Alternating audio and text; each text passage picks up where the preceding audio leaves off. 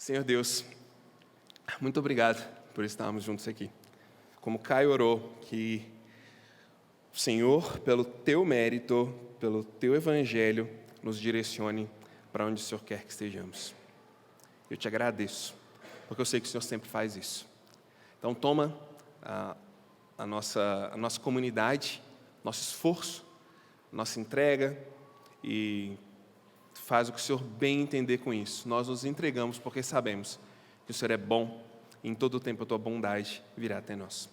Eu te agradeço, Deus, pedindo, mais uma vez, como sempre, que o Teu Espírito tenha liberdade e que o Senhor, pela Tua autoridade e Teu poder, repreenda nosso inimigo, para que esse culto a gente tenha tranquilidade e leveza para colocar a nossa mente e o nosso coração no Senhor. Em nome dEle, o Cristo Salvador, que eu faço essa oração. Amém. Pessoal, 1 Coríntios capítulo 8. 1 Coríntios capítulo 8.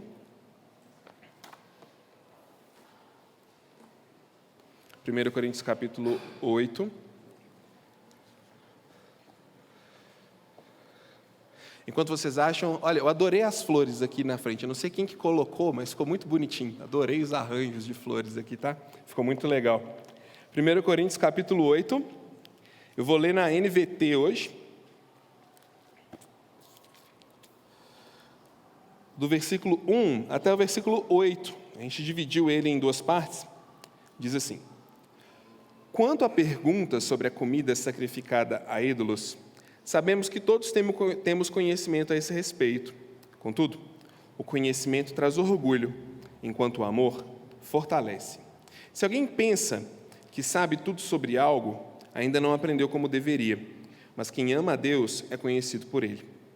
Então, o que dizer quanto ao alimento oferecido a ídolos?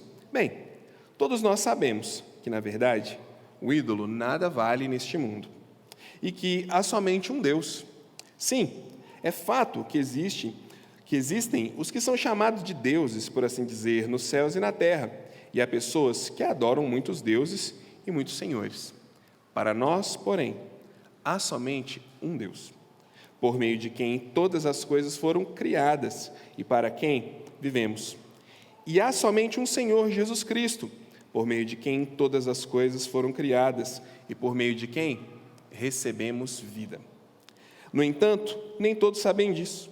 Alguns estão acostumados a pensar que os ídolos são de verdade, de modo que, ao comer alimentos oferecidos a eles, imaginam que estão adorando deuses de verdade.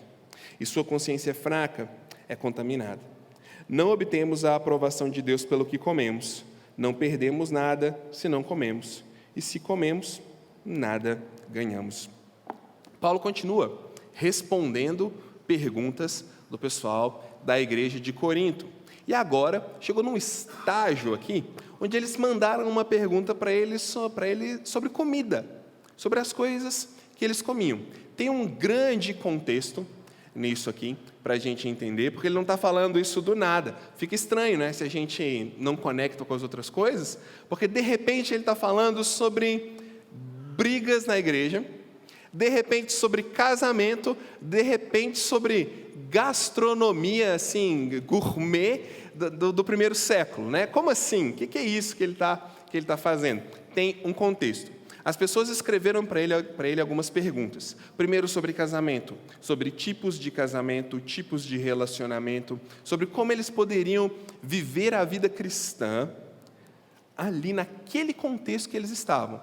Contexto muito desafiador, muito difícil. Uns adoravam o casamento, uns elogiavam o casamento, outros achavam que o casamento era algo assim, muito carnal, muito físico, que não deveria ser valorizado. Ele teve que lidar com essas questões. E há agora também o pessoal perguntando sobre a comida sacrificada a ídolos. Eu vou explicar para você o contexto disso e o que isso significa. Mas antes eu quero te dar a estrutura do que a gente vai fazer aqui, tá bom? O capítulo 8, ele vai até o versículo 13. Né? Do versículo 1 até o versículo 8, que é onde nós vamos parar aqui, o enfoque é o nosso relacionamento com o conhecimento. Esse é o foco. Como nós nos posicionamos e nos relacionamos com o conhecimento em si. Do versículo 9 até o versículo 13, o foco é, com esse conhecimento que eu já tenho, como eu me relaciono com o meu próximo e como eu entendo o julgamento que eu faço do meu próximo a partir do conhecimento que eu penso que tem. Então, são dois enfoques diferentes. Semana que vem nós vamos falar sobre o conhecimento e os relacionamentos, mas hoje sobre o relacionamento com o conhecimento. Parece um trava-língua, mas não é não, né? Naquela época, era muito comum, ainda nos dias de hoje, que acontecessem sacrifícios de animais. A gente pensa que era só o povo de Israel que fazia isso, né? Eles tinham um ritual onde eles sacrificavam, geralmente um cordeiro, um carneirinho. Eles tinham ali um local próprio para o sacrifício. Eles matavam o bichinho, colocavam o sangue do bichinho numa superfície plana chamada de propiciatório, e aquilo era um símbolo para eles. Tá? Aquele sangue cobria os seus pecados. E Deus, quando via aquele sangue, se lembrava do sacrifício de Jesus e perdoava os seus pecados. Eles fizeram isso por muito tempo, até que Jesus Cristo veio e colocou um fim nesse tipo de sacrifício, porque Ele foi o sacrifício final. No entanto, as religiões pagãs, elas tinham essa mesma prática, só que com as mais variadas esquisitices. Tá? E em Corinto, que não é diferente, isso acontecia também. Eles tinham no templo um local onde eles levavam animais para serem sacrificados. Era um templo grande, um templo gigantesco, muito provavelmente, dentre os vários que existiam lá, a gente tem o templo de Afrodite, e lá o que eles faziam? Eles chegavam com o seu animal e o sacrificavam. Logo após sacrificar o animal, uma parte da carne era comida pela família que levou o bichinho para ser sacrificado e pelas pessoas que foram com eles. Eles faziam uma refeição ali no templo mesmo. Uma outra parte que sobrava era dado para os sacerdotes do templo. Mas ainda assim era muita carne, era muita coisa. O que os sacerdotes faziam? Adivinha? Eles vendiam para o mercado e mandavam essa carne que sobrava para o mercado. Então, a pergunta deles para Paulo aqui é o seguinte: Paulo, olha, não tem jeito. Toda a proteína animal da cidade, quase 99% da proteína animal da cidade, foi sacrificada a ídolos no templo. O que a gente faz agora? A gente vira vegano ou não? Essa era a dúvida deles, né? A gente não quer ter um contato com isso. O que a gente faz? E realmente era difícil, porque 99% da carne tinha sido consagrada a esses ídolos. E tinha uma certa divisão. Essa igreja ela é muito propensa para divisões, vocês já perceberam isso, né? Parece que eles criaram entre eles uma pequena divisão. Entre os que se achavam firmes e fortes na fé, e aqueles que eram intitulados como fracos, como pessoas menos desenvolvidas na fé. Puxa vida, então tem um problema. Eles querem saber se pode ou não consumir determinado tipo de carne. Parece que tem na igreja um grupo que são os fortes na fé, que diz assim: olha, eu sei que isso não é nada, que isso não tem valor, e eu posso sim comer disso lá no templo, no mercado, com os meus amigos, posso aproveitar isso, porque isso não é nada, eu sei muito bem que isso aí não significa nada. Tem o grupo que eles intitularam de fraco, que é o pessoal que já ficava preocupado: não, isso aí foi sacrificado lá no templo, isso aí não pode comer não, isso aí vai dar problema. Isso aí vai dar uma complicação. A sensação deles, ou o pensamento deles é assim, para você entender. Você está andando pela rua aí, você vê ali numa encruzilhada uma organização gastronômica para os espíritos, né? E tem lá uma galinha, um pouco de farofa, uma garrafa de cachaça ou de vinho, e a pessoa passa ali, está com muita fome, está com muita necessidade, às vezes está passando fome em casa, ela olha aquilo e fala: nossa, parece tão gostoso, está tão bem feito, está tão agradável, como ou não como? Será que eu pego um espírito se eu comer aquilo? Será que vai acontecer alguma coisa comigo? Será que eu vou ser amaldiçoado? Os fracos na fé, segundo eles tinham essa preocupação: o que vai acontecer comigo se eu como alguma coisa que foi consagrada a um ídolo lá no mercado? É esse mesmo sentimento da gente ver um despacho na esquina, é o que eles sentiam. E Paulo vai tratar no primeiro momento mais diretamente aos auto-intitulados fortes na fé, sobre a relação deles com o conhecimento e como isso está afetando a dinâmica da comunidade. Porque esse forte e esse fraco estavam ganhando um tom de arrogância e de orgulho. E aí Paulo vai fazer o que alguém sábio de verdade faz. Ele vai ordenar as devidas coisas. Tem um livro muito legal, de São Tomás de Aquino, chama Suma contra os Gentios. E no primeiro capítulo, ele diz assim: o sábio de verdade, ele se ocupa por ordenar as coisas de acordo com o seu propósito, para aquilo que elas foram feitas. Esse é o ofício do sábio. E o que Paulo vai fazer aqui agora é ordenar para eles o conhecimento, colocando o conhecimento no seu devido lugar, ajudando eles a entenderem o que eles deveriam pensar sobre eles mesmos à luz ou em relacionamento com esse conhecimento. Por isso que Paulo diz assim: olha, no que se refere às coisas dos ídolos, eu também sei que isso aí não vale nada. Basicamente, ele está dizendo para o pessoal assim: não é novidade para mim que isso não tem valor. Não foram vocês aí, os fortes, que descobriram que isso não vale nada. Eu sei, isso não tem valor. Nós sabemos disso. Mas tem um negócio. O conhecimento leva ao orgulho, mas o amor edifica. O que Paulo está querendo comunicar quando ele fala isso? Parece estranho, porque em um profeta do Antigo Testamento, Oséias, basicamente, lá no capítulo 4, versículo 6, ele diz o seguinte: muitos anos antes, o meu povo é destruído porque eles não têm conhecimento. Ok, faz sentido. De repente vem Paulo e fala: o conhecimento leva ao orgulho.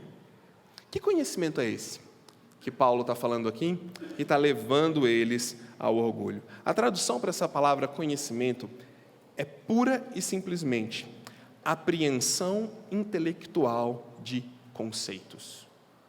É uma palavra, a definição dela é bem seca mesmo, para ficar claro o que ele está dizendo. Ele está dizendo, essa capacidade de apreender conceitos, pura e simplesmente como uma habilidade intelectual em vocês, está provocando somente orgulho. Isso aí não está temperado com um elemento muito importante para que ele tenha eficiência entre vocês, que ele vai dizer que é o amor. Ele diz, o conhecimento, essa apreensão fria de conceitos, isso está levando vocês ao orgulho, mas o amor edifica. Ele já falou isso nos capítulos anteriores, sobre o construtor que edifica uma casa, e o significado de edifica no grego é bem interessante, significa edifica mesmo, constrói alguma coisa, tá legal? Coloca tijolinho em cima de tijolinho, para a gente ter alguma coisa real, tangível, erigida e construída. Por que ele fala isso de novo?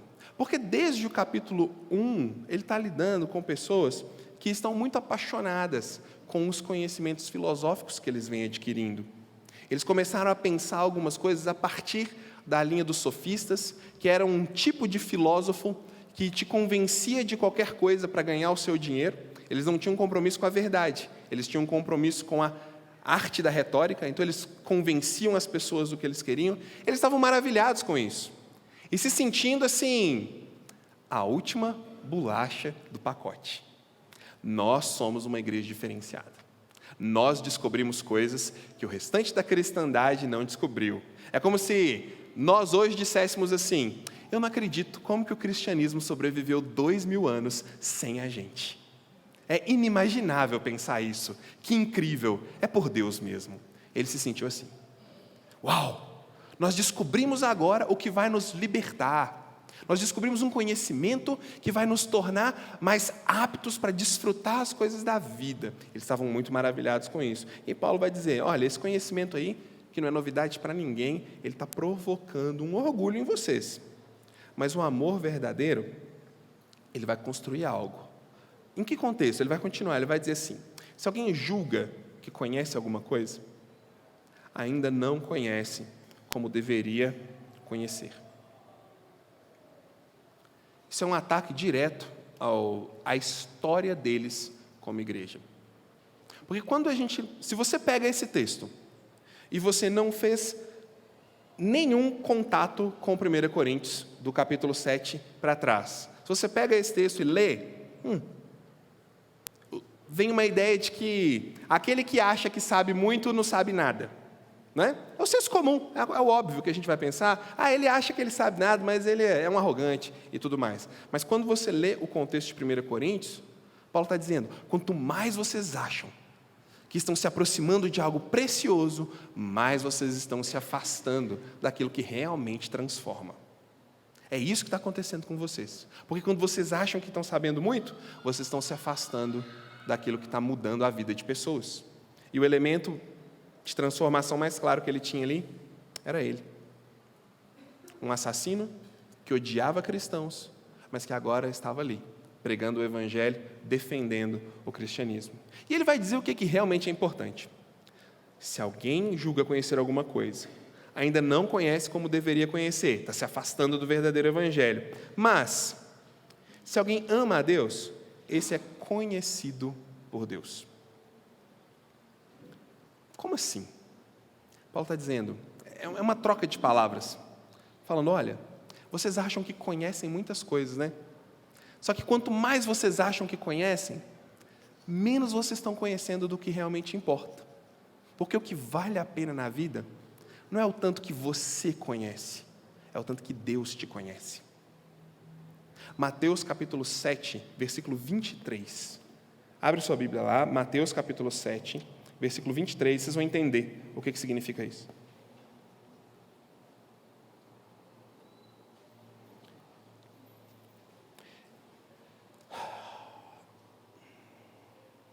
Esse texto fala sobre o final dos tempos, sobre pessoas se deparando com Jesus e encarando a realidade de serem ou não conhecidas por Ele. Eu, porém, responderei, nunca os conheci. Afastem-se de mim, vocês que desobedecem à lei. O que Paulo está falando com eles? Vocês podem ter todo o conhecimento do mundo, que inclusive está fazendo mal para vocês, porque vocês estão ficando arrogantes, vocês estão se sentindo muito fortes. Mas será que vocês não estão plantando suas sementes numa terra não fértil? Porque o importante não é o quanto você conhece de Deus, mas é o quanto Deus te conhece. Porque no final, é isso que vai valer. Se você tem o seu livro escrito, o seu nome escrito no livro da vida ou não. Se Jesus vai olhar para você e vai dizer, eu te conheço, pode entrar, vem cá. Eu sei quem você é, eu vejo você. É isso que conta. Isso é uma maneira muito bruta, mas muito inteligente, de fazer com que eles parassem um pouquinho para pensar sobre todo aquele conhecimento que eles estavam abraçando, sobre tudo aquilo que eles estavam colocando ali uma expectativa de realização.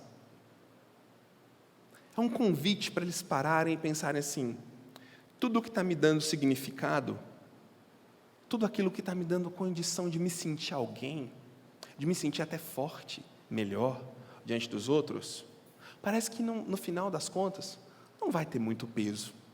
Porque o que vai definir mesmo as coisas é se Deus me conhece ou não. Será que isso aqui serve para a gente também?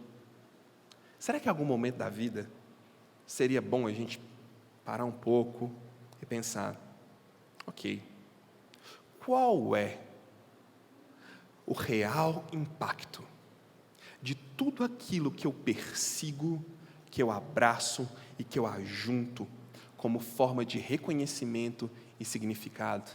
Qual é o impacto disso diante das coisas espirituais e diante do meu Deus? A gente perde isso bem fácil. A gente perde isso quando se fala de coisas materiais, quando se fala de coisas intelectuais, quando se fala de relacionamentos, quando se fala de sentido e significado como seres humanos, tudo aquilo que nos dá significado, sentido, razão para continuar, razão para dizer, eu sou isso, eu sou aquilo, eu tenho isso, eu tenho aquilo. A pergunta de Paulo, que voa do texto para mim, é: que sentido tem tudo isso que você persegue? Quando Deus olha para você e fala, eu te conheço ou eu não te conheço? Acho que esse é um exercício que a gente deveria fazer pelo menos uma vez por semana. Não para a gente abandonar o que a gente faz. Não para a gente deixar de buscar as coisas que a gente busca. Mas para a gente colocar um sentido transcendente no que a gente faz. E não puramente material, tangível. Mas colocar algo além. Algo que é forte o suficiente para que, se tirar tudo de mim e sobrar só aquilo, eu ainda continuo de pé. Esses dias eu li uma frase que dizia: se tirarem todos os seus traumas, sobra o quê?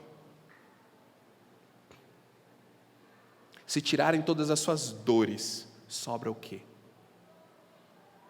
Se concederem todos os seus desejos, quando você olhar no espelho, você vai ver o quê? São perguntas importantes para a gente fazer e que Paulo está fazendo para eles aqui. Vocês estão aí brigando por causa de carne? Deixa eu falar uma coisa, a vida é muito mais que carne.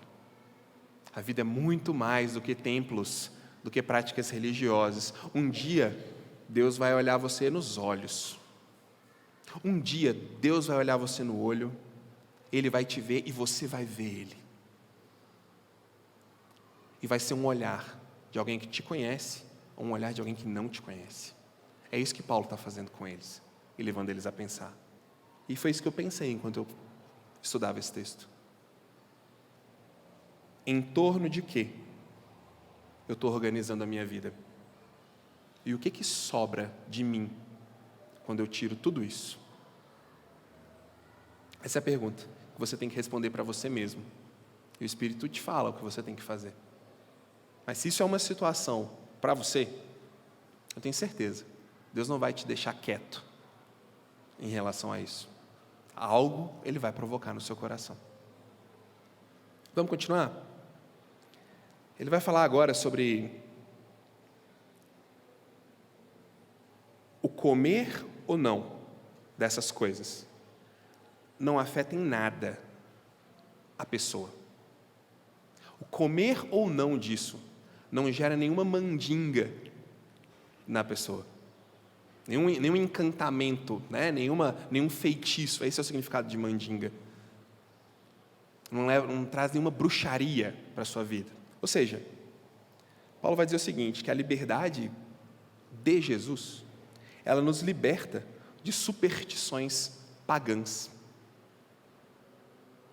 Talvez não superstições apenas pagãs, mas de superstições evangélicas, né? Também.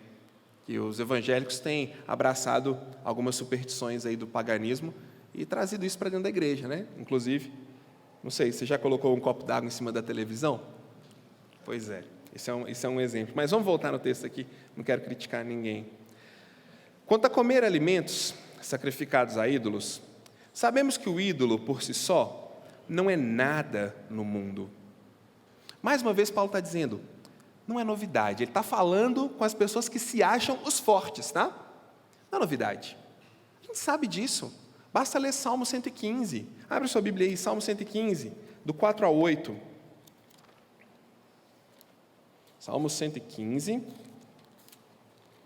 do 4 ao 8, diz assim: seus ídolos não passam de objetos de prata e de ouro, formados por mãos humanas. Têm boca, mas não falam, têm olhos, mas não veem, têm ouvidos, mas não ouvem, nariz, mas não respiram, têm mãos, mas não apalpam, pés, mas não andam, garganta, mas não emitem som. Aqueles que fazem ídolos e neles confiam são exatamente iguais a eles.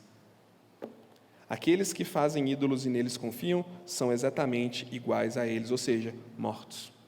Apenas o produto da mão de alguém mais engenhoso que vendeu um ídolo para a pessoa acreditar. Quando Paulo fala isso com eles, ele está dizendo, olha, isso aí não é nada mesmo. Esses deuses aí Por mais que tenham pessoas que achem que isso é real, que isso existe, que isso é verdadeiro, a gente está ciente, e ciente o suficiente para dizer, não passam de objetos de madeira. Porém, para nós, existe um só Deus, o Pai, de quem são todas as coisas, para quem existimos, e um só Senhor, Jesus Cristo, por meio de quem todas as coisas existem e por meio de quem também nós existimos. Tem algo acontecendo aqui, que é uma dinâmica que acontece no nosso coração, entre legalismo e libertinagem. É acordo entre os maiores comentaristas desse texto e os estudiosos de que existem duas correntes nesse pessoal. A primeira delas é o pessoal com uma interpretação mais judaica, que vai dizer assim, só existe um Deus, monoteísmo que chama, só tem um Deus. Logo, eu posso entrar no templo, eu posso comer um churrasco de animais sacrificados a ídolos, eu posso ir na casa de meu amigo e comer todas as carnes que foram compradas no mercado, isso não tem valor nenhum, porque só existe um Deus, e isso não quer dizer nada. Essa é uma das interpretações. A outra, que já é uma interpretação mais pagã, que talvez Paulo está também contrapondo, é a que diz, um diz que existe um Deus, outro diz que existe outro Deus, que existe uma forma tal, outra forma, e que se manifesta em vários contextos. Mas a gente sabe que tem um Deus só, que está presente de alguma forma em cada manifestação religiosa humana, trazendo uma pluralidade de expressões religiosas como verdadeira. Talvez Paulo está lidando exatamente com isso aqui. Entre o pessoal que é muito legalista, que vai dizer, é assim, pode, não pode, porque só tem um Deus, e é assim que a gente vive. E o pessoal libertino, que vai dizer, não, existe um Deus só, mas está tudo bem. Uma hora ele está em Afrodite, outra hora ele está em Zeus, outra hora ele está nas sacerdotisas, uma hora ele está no animal que eu estou comendo, não importa, tudo é uma expressão de Deus. Deus está em todos os lugares, mas a resposta de Paulo para isso, ela é bem profunda, porque ele evoca o motivo da nossa existência. Olha o que ele diz, para nós, porém, existe um Deus só, o Pai, de quem são todas as coisas e para quem existimos, e um só Senhor, Jesus Cristo, por meio de quem todas as coisas existem e por meio de quem também nós existimos. Tem dois elementos que ele coloca na vida de Jesus aqui muito interessantes. O primeiro deles, poder de governo para fazer todas as coisas existirem. Autoridade, autonomia, poder. E a segunda é materialidade. Viveu entre nós.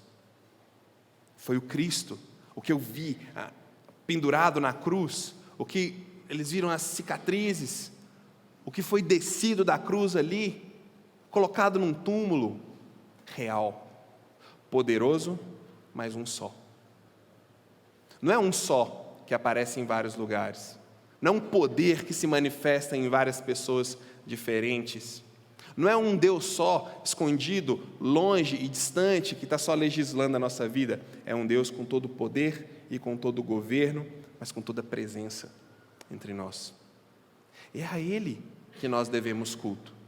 É Ele o paradigma para a gente voltar em discussões como essas, sobre o que pode e sobre o que não pode. Você consegue ver a inteligência de Paulo? Porque essa ideia de crente fraco e crente forte não é o que Paulo está dizendo. Essa é a ideia deles sobre eles mesmos. Ele não é uma categoria aqui. Ele ali é forte, ele ali é fraco. Não é isso. Essa é a ideia deles. E Paulo não dá ênfase para nenhum dos dois. Ele joga Cristo como a referência e diz, vamos medir por Cristo. Vamos medir por cima, vamos olhar para Ele e aí sim nós vamos tirar as nossas consequências.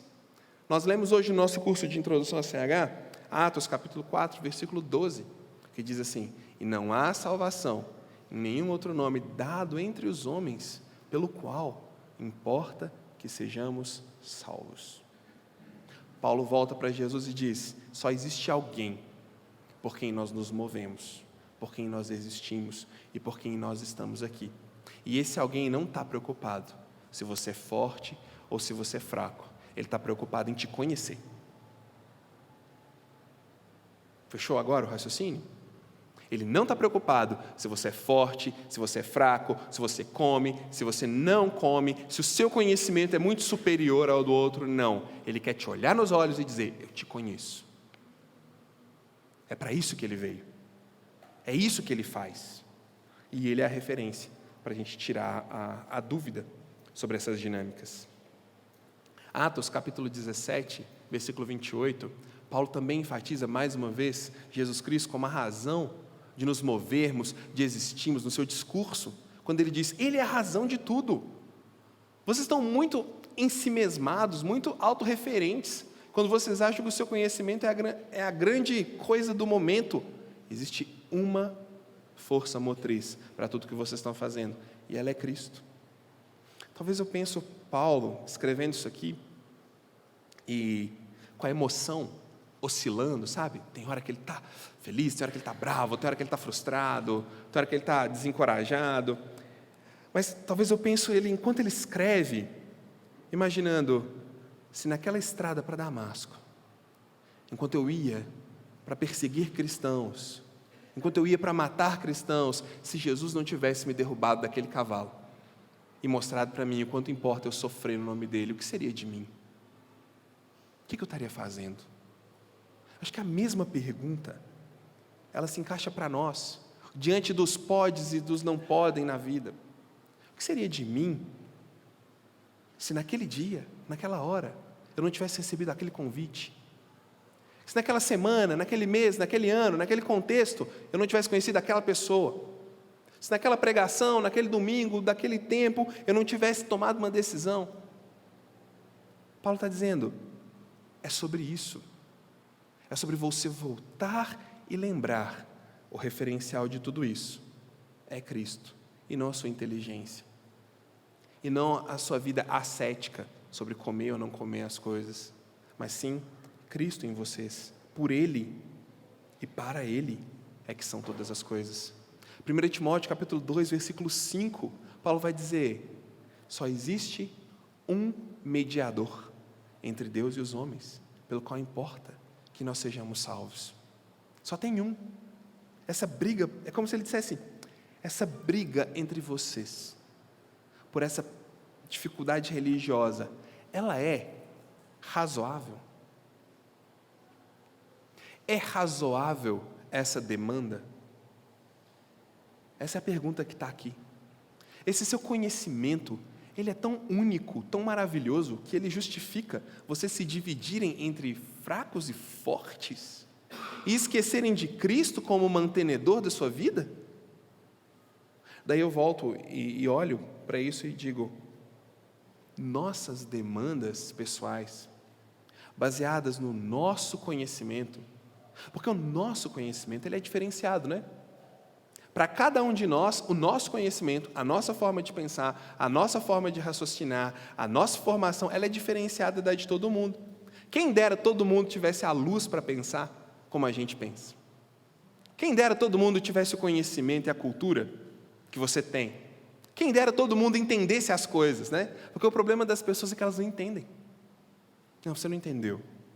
Não, você não entende. Fulano não entende. Fulano é muito simplista. Ele é muito simplório. Quando a gente não usa outras palavras. Sabe, a gente tem a mania, como cristão, e quanto mais a gente vai caminhando na fé cristã, isso se torna mais real, que é pegar os conhecimentos e decantar esses conhecimentos na vida de um jeito ruim. E a gente apreende aquilo, ele se torna parte de nós, a gente sabe que aquilo é verdade, a gente não aplica, mas a gente usa para julgar os outros. É nesse sentido que o conhecimento se torna destrutivo, que ele não edifica, que ele leva ao orgulho. Porque a gente consegue, chega um ponto, que de tanto ouvir pregação, no mínimo 52 por ano, de tanto fazer devocional, de tanto participar com outras pessoas, comunidades regionais, discipulados, a gente vai aprendendo as coisas, a gente vai entendendo, a gente vai compreendendo até as dinâmicas dos pecados na vida dos outros, que sai na nossa, né? Seria maravilhoso. A gente vai aprendendo sobre como funciona. E a gente consegue discorrer, solucionar, apontar caminhos para os outros. Quando lá no fundo do nosso coração a gente está assim, o que eu faço com tudo isso que está aqui dentro de mim? O que eu faço com esse sentimento? Não estou conseguindo. Eu consigo ver no outro. Eu consigo apontar o caminho. Consigo até chamar ele de fraco. Porque ele não tem o entendimento que eu tenho. Mas eu não consigo colocar aquilo em prática na minha vida. Ah, mas eu acho o outro fraco, eu consigo ver o erro na vida dele, eu consigo ver o problema na vida dele, eu consigo entender a dinâmica na vida dele, mas eu consigo aplicar na minha vida. É orgulhoso do mesmo jeito. Não melhora a situação, não. Porque agora tem que ajudar o outro na vida dele a experimentar aquilo também. Aplicar ou não é um critério para tentar ajudar. Deixa eu abrir um parênteses aqui sobre isso, que é o seguinte. Da mesma forma que pensamos sobre isso, sobre o quanto sabemos, o quanto vemos na vida do outro, o quanto conseguimos aplicar para o outro, mas para nós não, eu não quero te desencorajar, para que quando você perceber algo, quando você souber que pode ajudar em alguma coisa e que tem algo para contribuir, mas você ainda não conseguiu vencer aquilo no seu coração, isso não significa que você não deve fazer nada.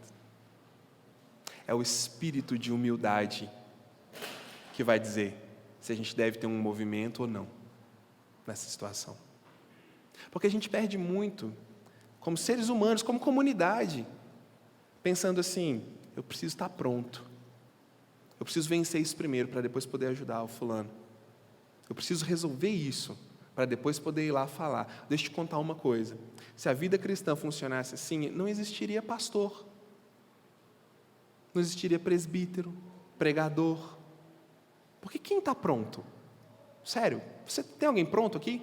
Nós vamos canonizar você, se você estiver pronto. Fazer uma estátua e vamos te pedir para fazer um curso para a gente vender na internet, para a gente entender como que é ser perfeito e pronto. Porque a gente não está pronto. E a vida cristã é feita de gente que não está pronta, mas que é humilde. O problema aqui era que era gente que não estava pronta, que aprendeu algumas coisas importantes, que tinha uma doutrina até correta, mas que não tinha humildade para viver em comunidade. Esse era o problema. O relacionamento deles com o conhecimento era simplesmente funcional e autorreferente. Olha, o conhecimento que não serve à comunidade, ele serve para quê? Para a gente levar para o túmulo? Esse é um dos grandes dilemas de quem estuda humanas, por exemplo, teologia e filosofia. São conhecimentos altamente especulativos, introspectivos, eu acho altamente empolgantes, mas que se você quiser, você mora dentro de um quarto, com um livro, uma vela, uma caneta e um papel, e não precisa de mais ninguém. Isso é errado. Se eu não saio da mente, do livro, e me movimento na direção das pessoas, eu sou só mais um, inchado com conhecimento, julgando as pessoas e atrapalhando a dinâmica comunitária. Era isso que estava acontecendo. Uma relação com o conhecimento, vou melhorar a palavra, egoísta e autorreferente. O conhecimento deve servir à comunidade, deve trazer luz para a vida das outras pessoas. Como São Tomás de Aquino dizia, o ofício do sábio é colocar ordem nas coisas, é entender cada coisa no seu lugar, mas é direcionar cada coisa para o seu propósito. Quando a gente usa o conhecimento do Evangelho e direciona ele para o seu propósito transformador na vida das pessoas, além de estar agindo como sábio, a gente está levando esperança para a vida uns dos outros. Esse é o relacionamento que o cristão deveria ter com o conhecimento. Mais do que um diploma para colar na parede, um elemento a serviço do outro. Paulo está dizendo isso. Ok, não tem problema nenhum. Resumindo aqui, a questão da carne é o exemplo, tá? Podia ser outra coisa. Por isso que eu falo, a gente tem que ficar preso em carne aqui não é sobre carne, gente. É o que estava acontecendo lá. A questão aqui é, use o seu conhecimento para servir a comunidade. Tenha paciência para servir a comunidade. Tenha graça para viver em comunidade. Esses são os pontos principais de Paulo aqui. Porque assim,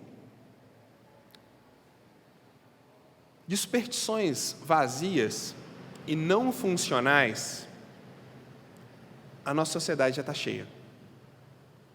Faça um jejum de tantos dias para Deus te conceder o marido perfeito.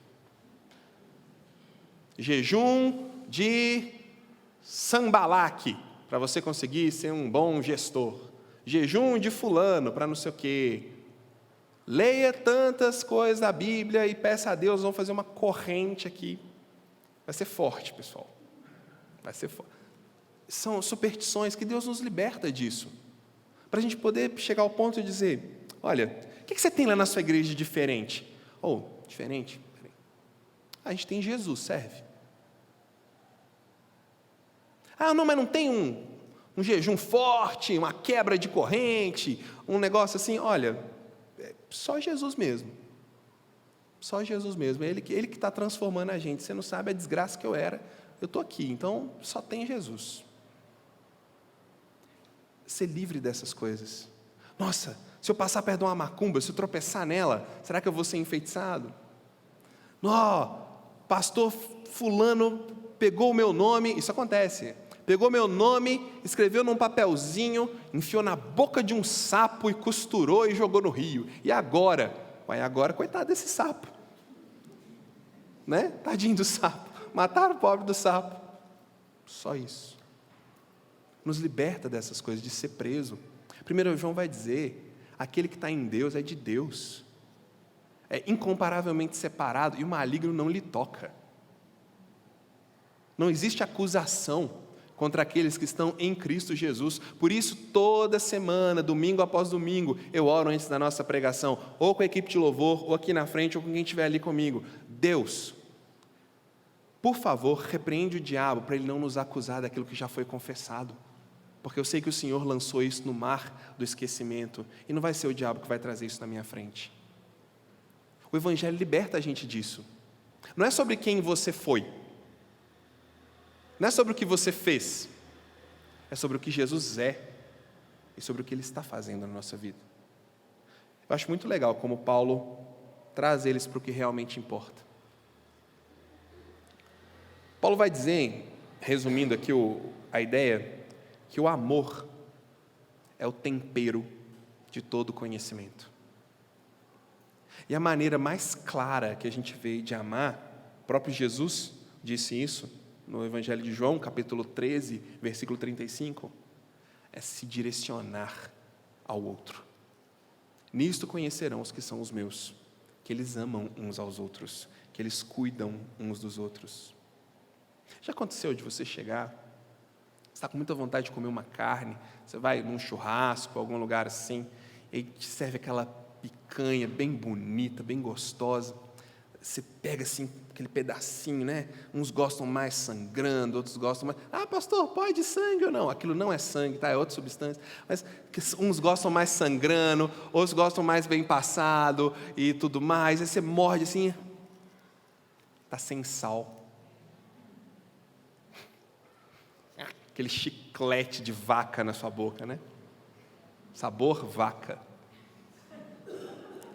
É isso que Paulo diz, que o conhecimento parece sem amor. É só conhecimento. Não tem tempero.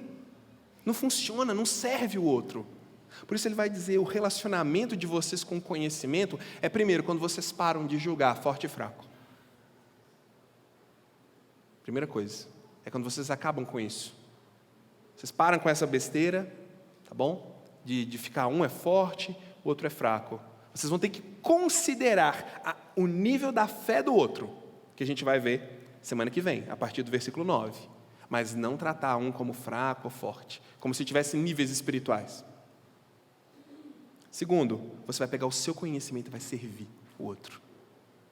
Por quê? Porque você está de pé agora, tendo esse conhecimento, aprendendo essas coisas, pensando essas coisas legais, porque existe alguém por meio de quem nós nos movemos, por meio de quem nós existimos, por meio de quem todas as coisas foram criadas, e é nele que nós existimos.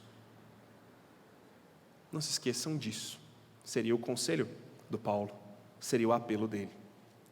Então, gente, qual que é a nossa relação com o conhecimento? É uma relação de liberdade. Como assim uma relação de liberdade? Primeiro, essa liberdade em Jesus, ela nos liberta para amar, para parar com os julgamentos de fraco e forte. Que utilidade tem o conhecimento quando tudo o que ele faz é deixar vocês convencidos e arrogantes, enquanto que a edificação é a própria essência do amor? Disse João Calvino. Nosso relacionamento com o conhecimento é um relacionamento de liberdade, porque nos liberta de superstições pagãs. Realmente não tem valor. Realmente não pega, não funciona. A gente pode ficar livre disso. Terceiro, o relacionamento com o conhecimento é um relacionamento de liberdade em Jesus, que nos liberta para uma ética comunitária, que é o que nós vamos falar semana que vem. Se existe um conhecimento amoroso na comunidade, direcionado ao outro, sem mandingas, sem encantamentos, regado, temperado com amor, e eu tenho que me mover na direção do outro, como então que eu faço para me relacionar com o outro? Como que funciona isso? Já que é sobre como eu sirvo, tá, então como que eu vou considerar o meu próximo nessa questão específica sobre comer ou não comer carne? Semana que vem é o que eu vou falar para vocês. O que a gente tem por hoje é todo o conhecimento que nós adquirimos, ele é válido. Mas a vida cristã, ela não é uma faculdade interminável, que todo domingo você tem uma aula nova e nunca forma. Não é isso. Ela é sobre o tanto que nós pegamos e levamos de mãos abertas e humildade diante do outro. Mas por quê? Por que esse movimento diante do outro? Porque esse é o movimento de Jesus para nós. Última reflexão do dia. Para e pensa sobre aquele que não pediu conselho para ninguém quando foi estender os céus. Pensa sobre o conhecimento e sobre a sabedoria daquele que mediu o mar na covinha da mão, naquele que contou todos os grãos de areia e todas as estrelas do céu. Pensa no conhecimento desse ser, vindo até aqui, onde realmente tem gente fraca, onde realmente a divisão entre forte e fraco existe. Ele é o forte e nós somos os fracos. Mas ele veio com toda humildade, com toda abertura, e se fez fraco conosco, se fez humilde conosco, se fez um com a gente, viveu a nossa vida, tomou o nosso lugar e pagou a conta pela nossa estupidez. Refletir nisso, entender o que ele fez por mim e não me motivar em relação ao outro, eu afirmo para você, é impossível. É impossível. Por isso o conhecimento e o que Deus gera entre nós é para a gente cuidar uns dos outros, é para a gente se fortalecer. Algumas reflexões você tem aí para essa semana, espero que Deus possa fermentar isso no seu coração. Se você quiser conversar sobre isso, tirar dúvidas, perguntar, eu estou à disposição, vou ter o maior prazer de fazer isso. É uma das coisas que eu mais gosto. Vocês deviam fazer mais, inclusive. Eu estou à disposição, tá? Vamos orar. Ó Deus, obrigado, porque o conhecimento em pessoa, a sabedoria em essência, materializada, personificada, mesmo sabendo que éramos fracos, nos amou e no seu tempo morreu pelos nossos pecados. Não deixe essa verdade escapar de nós quando lidamos com os nossos níveis de conhecimento, de aprendizado e com os erros e fraquezas uns dos outros. Em teu nome eu oro. Amém.